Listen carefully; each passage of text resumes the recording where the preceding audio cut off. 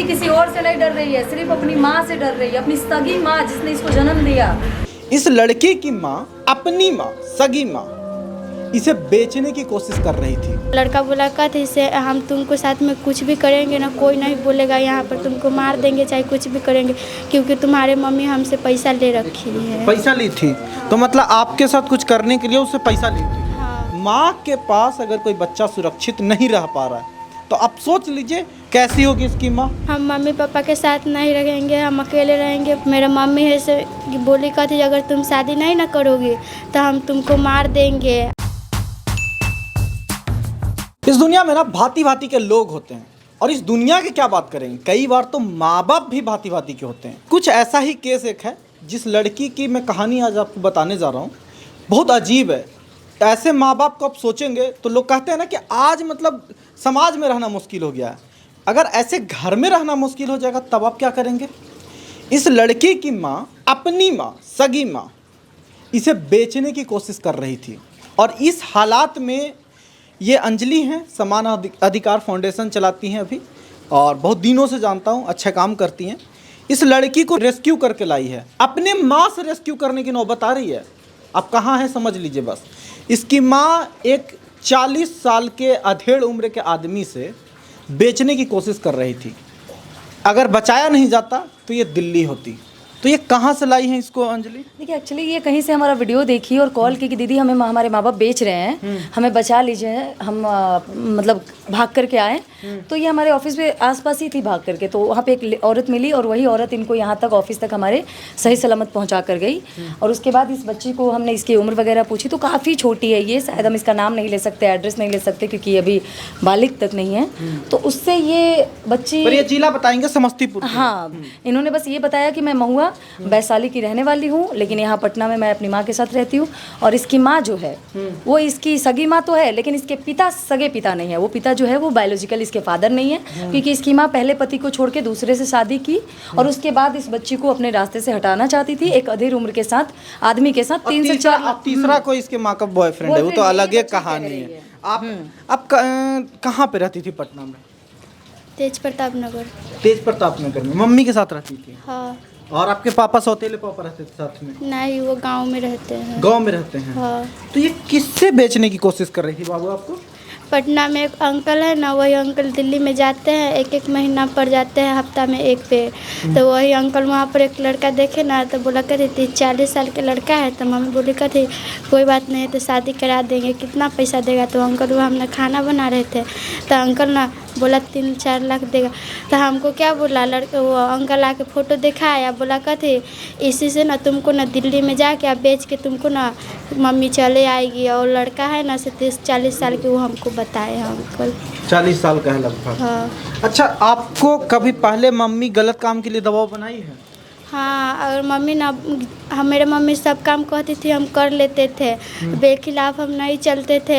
मेरा मम्मी है से बोली कहती अगर तुम शादी नहीं ना करोगी तो हम तुमको मार देंगे, और नहीं तो जाओ भाग जाओ, किसी को लेके भाग जाओ, हम तुमको घर उर में नहीं रखेंगे। मतलब रखना नहीं चाहती वो? हाँ। चाहती है कहीं चल जाओ, आज़ादी मिल जाए हमको। हाँ। अच्छा, ये बात है। हाँ। तो मम्मी क्या करती है आपकी बाबू? कैसे कमाती है वो? पैसा कमाती है, काम करती है, क्या करती है वो? रात में जाती है काम करने। रात में क्या काम करने जाती है? वो फूल छीटने वाला काम करने जाती है। अच्छा। अब 12 बजे 1 बजे रात के आती कोई है। गलत काम भी करती है आपकी मम्मी? अंकल के साथ रहती है। एक दिन हम 12 बजे रात के हमको रूम से बाहर निकाल दी। हाँ। हम रूम के बाहर चले गए, पीछे बैठल थे अंकल और मम्मी रूम में थे, हम नहीं जानते हैं कुंडी लगा के सब क्या कर रही थी। और कभी ऐसे किसी के साथ भेजने की कोशिश आपको भी की है? हम रूम में थे तो वहाँ पटना के कोई लड़का के बैठा दिया था रूम में, और रूम में बैठा के वो लड़का या कुंडी लगा लिया तो हम डर गए। और फ़ोन था तो फ़ोन स्विच ऑफ था, लाइन भी कटा था, और वो लड़का या कुंडी लगा लिया, हम उसको चेहरा नहीं देखे थे। और वो लड़का बोला कहते इसे हम तुमको साथ में कुछ भी करेंगे ना, कोई नहीं बोलेगा, यहाँ पर तुमको मार देंगे चाहे कुछ भी करेंगे, क्योंकि तुम्हारे मम्मी हमसे पैसा ले रखी है। पैसा ली थी? तो मतलब आपके साथ कुछ करने के लिए उससे पैसा ली थी? हाँ। तो आप अंजलि को कैसे संपर्क किए? आपको क्यों लगा कि भाग जाना चाहिए, अब इनसे संपर्क करना चाहिए तो मदद हो जाएगा? नहीं, हम भाग के आए, हमने सब तो रूम ढूंढ रहे थे तो रूम नहीं मिला तो हम ना फेसबुक पर दीदी के वीडियो देखे। तो अकेले आप रूम ढूंढ रही थी? हाँ, हम अकेले रूम ढूंढ रहे थे तो दीदी तो आपके पास पैसा वैसा था? वही 600 रुपया था। 600 रुपया था। तो सोचिए, मैं ज़्यादा बात नहीं करूँगा, बस इतना ही से आपको सच्चाई समझ में आ जाएगा दुनिया का। मैं बार बार क्यों बोल रहा हूँ, दुनिया थोड़ी है, माँ बाप है यार। माँ के पास अगर कोई बच्चा सुरक्षित नहीं रह पा रहा है तो आप सोच लीजिए कौन से घिनौने लोगों के आसपास में रहते हैं, कैसी होगी इसकी माँ। ठीक है, इस बच्चे को इतना बोझ लगने लगा कि इसको साइड करो। पहले तो इसकी जो माँ है वो रील बाज है, रील बनाती है, खुद के बेटे के कपड़े चारों तरफ से फटे हुए हैं, लेकिन उसकी रील आप देखिएगा, उसकी इंस्टा आईडी हम आपको दे देंगे, थोड़ा समाज को दिखा दीजिएगा, क्योंकि समाज को ऐसी नागिन औरतों को भी पता होनी चाहिए कि समाज में अगर बेटियां ही सुरक्षित नहीं, समाज तो छोड़िए, अगर घर में बेटियां सुरक्षित नहीं है, माँ का आंचल दुनिया का सबसे सुरक्षित जगह माना जाता है। अगर माँ ही ऐसी कुलंकनी निकल जाए तो फिर बच्चे कहाँ जाए? आज ये लड़की है, ये लड़की अब कहाँ जाएगी? जैसा ये बच्ची बता रही है कि मेरे साथ लड़का को भेज देती है, इसके साथ लड़का गलत करने की कोशिश करता है। अगर ये लड़की वहाँ से खुद को नहीं बचाकर भागती तो शायद इसके साथ बहुत कुछ हो जाता। सही समय पे अगर हम इसको नहीं बचा पाते तो शायद आज कोई इसके साथ खड़ा नहीं होता। आज हम इस बच्ची को चाइल्ड केयर वालों के पास सौंप रहे हैं। चाइल्ड केयर को आप इसको हाँ, आज इस बच्ची को चाइल्ड केयर वाले के पास सौंप रहे हैं ताकि इसकी जो न्यायिक रूप से प्रक्रिया से जो भी इसके लिए अच्छा हो वो कानूनी रूप से हो सके, क्योंकि हमने एक बच्ची की सिर्फ जान ही नहीं बचाई बल्कि इसकी इज्जत भी बचाई और इसको बिकने से भी बचाया है। और ये काम है सिर्फ समान अधिकार फाउंडेशन का। हम लोग पैसों के लिए काम नहीं करते हैं, हम लोग ऐसे बच्चियों को इज्जत सम्मान अधिकार के लिए काम करते हैं। आई होप आप करती रहें अच्छा काम। और एक और बात बताइए, लास्ट में आपसे पूछ रहा हूँ, आप क्या करना चाहती हैं ज़िंदगी में? हम मम्मी पापा के साथ नहीं रहेंगे, हम अकेले रहेंगे, पढ़ेंगे, पढ़ाई करेंगे, कमाएंगे, खाएंगे। होना नहीं है। रो रही हूँ, मत रो बाबू, कोई बात नहीं। ठीक है, आपके साथ बहुत बुरा हुआ है, तो आप कुछ बनना चाहती हैं ज़िंदगी में? हाँ, क्या करना चाहती हैं?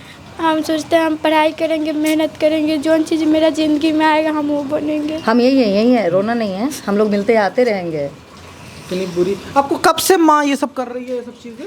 हम 2 महीना से पटना में रह रहे हैं, हमको मम्मी ये सब 2 महीना से कर रही है साथ में।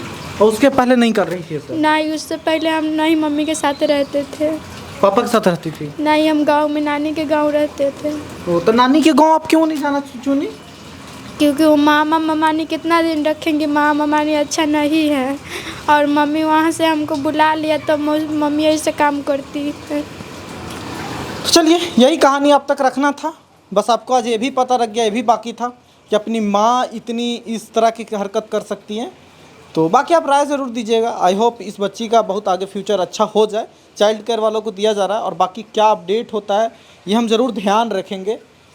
तो बाकी आप राय ज़रूर दीजिएगा। और बहुत अजीब लगता है ऐसे कहानी करके, सच बता रहे हैं। नमस्कार।